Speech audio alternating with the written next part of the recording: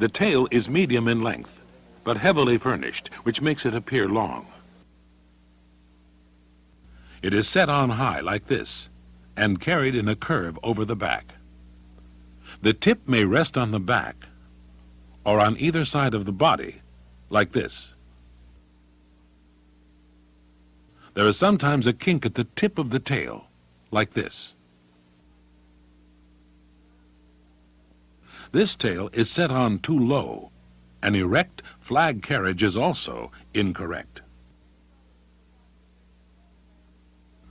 This is incorrect. The tail is not carried up and over the back as the dog moves. Moderate angulation in the rear is typical and should be in balance with the angulation of the forequarters. Hocks are well let down and perpendicular to the ground. Stifles are well bent.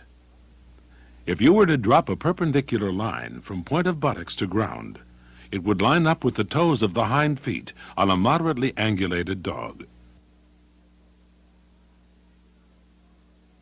This dog is too straight in rear. Over-angulation in the rear is also faulty. From the rear, you can see the good muscling of thighs and buttocks. Hocks are well let down and are parallel. Note the straight column from hip to hock.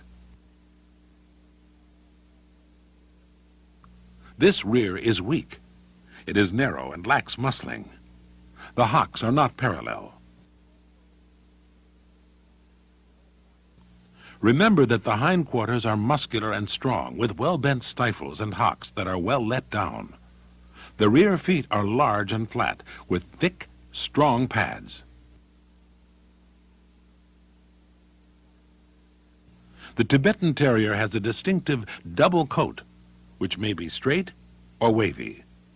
It may vary in length and depth of undercoat. All adults must have a double coat. The top coat must be profuse and of a fine texture. The undercoat consists of soft wool.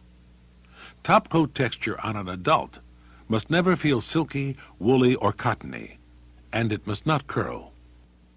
The adult coat may vary between straight or wavy, as we see here.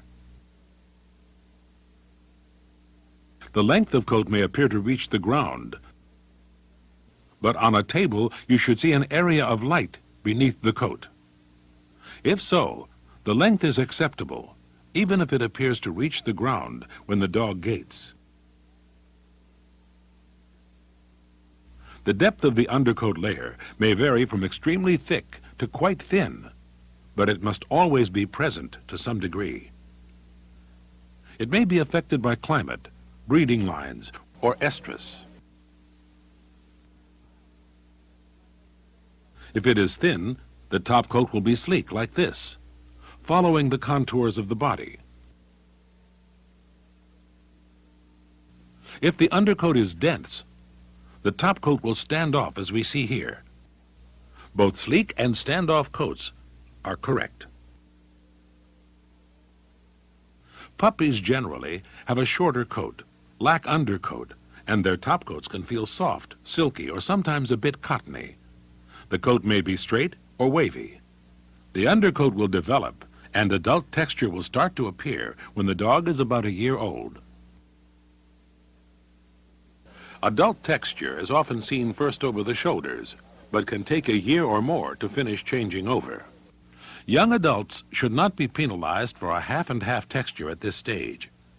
Remember that the lack of a double coat in a mature dog is a fault.